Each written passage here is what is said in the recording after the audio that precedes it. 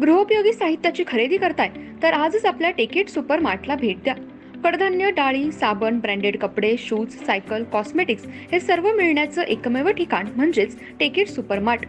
5,000चे भरपूर डिस्काउंट. कमीत कमी 4,999च्या खरेदीवर 5 किलोमीटर पर्यंत मोफत घरपोच सेवा. पत्ता: पंचवटी चित्रमंदिर जवळ, 332 रोड. संपर्क: 92 97 97 5000.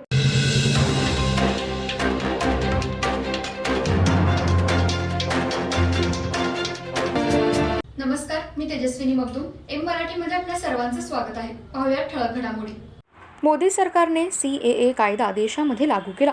याच अनुषंगाने इचलकरंजी शहरातील भारतीय जनता पार्टीच्या वतीने शिवतीर्थ चौकामध्ये साखर पेढे वाटून आनंद व्यक्त करत जल्लोष करण्यात आला.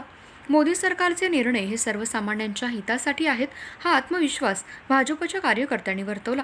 अब की बार पुन्हा 400 पार अशा कार्यकर्त्यांनी घोषणा दिल्या.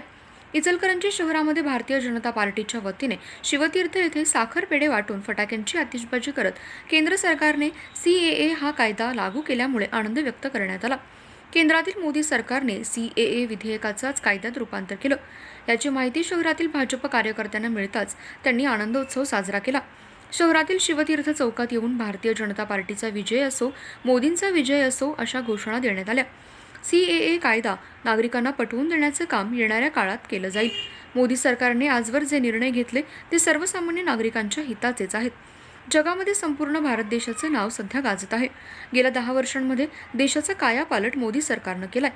काही दिवसांमध्ये समान नागरी कायदा सुद्धा संपूर्ण देशामध्ये लागू करण्याचे मोदी सरकारचं धोरण आहे.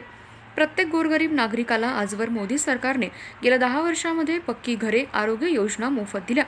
आज मोदी सरकारने घेतलेला महत्त्वाचा निर्णय म्हणजे CAA कायदा मंजूर केल्यामुळे सर्वसामान्य नागरिकांना मोठा दिलासा मिळालाय.